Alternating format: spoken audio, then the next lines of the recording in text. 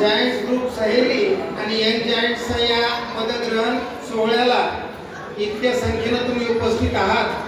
अगदी ज्यांनी प्रत्यक्ष अप्रत्यक्ष रूपाने या कार्यक्रमाला मदत केली त्यांचं मनापासून कौतुक करतो. 2-3 गोष्टीवर मला प्रकाश टाकायचा होता, पण 2 मिनिटांची ऑर्डर आल्यामुळं फार आटप्त घेतो. पास्ट प्रेसिडेंट मागच्या अध्यक्षा आदरणीय कुलकर्णीताई बोलताना बोलल्या, आमचं कार्य तर आम्ही भरपूर करतो पण रिपोर्टिंग केल्या जात नाही आणि रिपोर्टिंग न करता तुम्हाला सगळे बक्षीस कसे काय मिळाले. सो तुम्ही रिपोर्टिंगही करता चांगलं, पण या विषयावर विनोद शेवतेकर साहेबांनी जे स्पेशल कमिटी मेंबर आहेत त्यांनी थोडा प्रकाश टाकावा. मुळात प्रेरणा घेण्यासारखं काम इथलं आहे. वैजापूरचं काम कदाचित जोशीताईंना खूप फ्रंटला केलं. मुळात त्या हिंगोलीला आल्या होत्या, त्यांनी हिंगोलीचं काम पाहिलं. पण तुमच्याकडून अशी प्रेरणा मिळावी की प्रत्येक ग्रुपमध्ये जेवढे ॲक्टिव्ह ग्रुप आहेत आपले आजच्या मितीला आपल्या फेडरेशन 2 मध्ये एक जवळपास 25 ग्रुप आहेत, आपण असं काही धरू, प्लस मायनस असू द्या. पण त्या 25 ग्रुपमध्ये महिला किती ॲक्टिव्ह आहेत?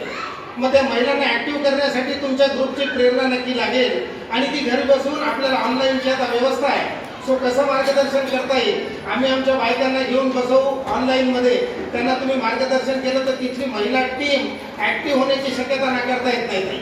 सो हे व्हायला पाहिजे. कारण मी सहेली सिम्पोजियमला पण होतो.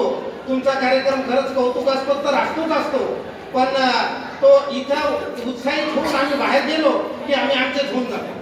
मग त्याच्यामुळे आपल्याला व्यवस्था आहे की तुम्हाला खूप पळापळ करायची गरज नाही. ऑनलाईनचं व्हर्च्युअलचं आपलं जो व्यवस्था आहे 40 मिनिटाची, आणि त्या 40 मिनिटामध्ये आम्ही नाहीतरी म्हणलं तरी महिलांना घेऊन बसू आणि ती प्रेरणा कामी यावी.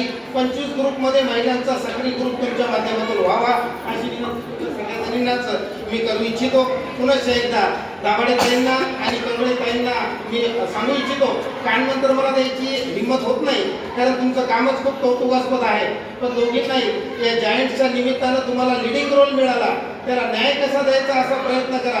अतिशय सुवर्ण संधी तुमच्यापर्यंत चालून आलेली आहे.